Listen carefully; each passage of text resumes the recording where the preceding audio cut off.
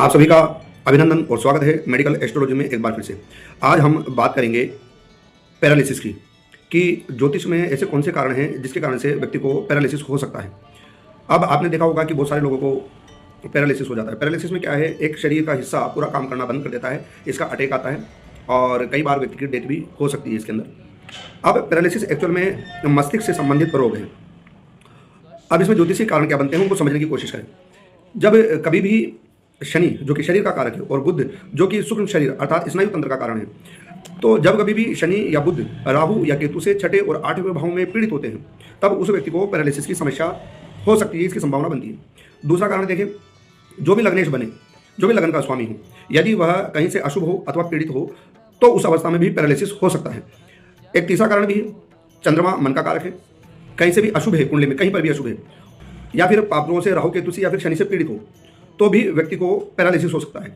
तो बेसिकली हमें क्या करना चाहिए कि इसमें डॉक्टरी मेडिकल इलाज तो लेना ही चाहिए, साथ साथ हमें ज्योतिषीय परामर्श लेकर समाधान भी कर लेना चाहिए। और जिनको भी कुंडली परामर्श चाहिए वो हमसे संपर्क कर सकते हैं, हमें फॉलो कर लें इसी प्रकार की ज्योतिष से संबंधित रोचक जानकारियों के लिए।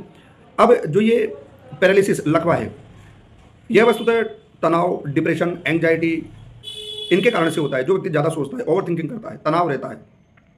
अब हो तो किसी भी अवस्था में सकता है पैरालिसिस किसी भी व्यक्ति को, पर बेसिकली ये वृद्धावस्था की तरफ जो व्यक्ति जा रहे हैं, जिनकी उम्र 50 साल हो गई, 60 साल हो गई, 65 साल हो गई, उन पर ज़्यादा अटैक करता है। क्योंकि जब युवावस्था रहती है तो व्यक्ति उसको बैलेंस कर लेता है, कंट्रोल कर लेता है उस ओवर थिंकिंग को, लेकिन जब बुढ़ापा होता है तो उसको व्यक्ति कंट्रोल नहीं कर पाता है और इस कारण से पैरालिसिस का अटैक आ जाता है।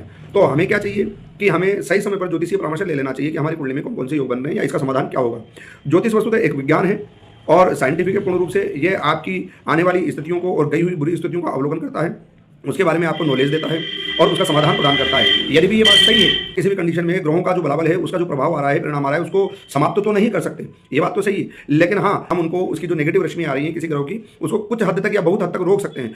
कुछ ज्योतिषीय उपाय काम करते हैं, कुछ व्यक्ति की सोच और समझ काम करती है। तो ये सभी चीज़ें हैं, इसलिए से आप अपना कुंडली परामर्श लेकर अपने जीवन को सुखी और आनंदमय बना सकते हैं। आपका अभिनंदन है। और लोगों को भी ये वीडियो शेयर करें जिनको लगवा आया हुआ है, क्या पता किसी का भला हो जाए।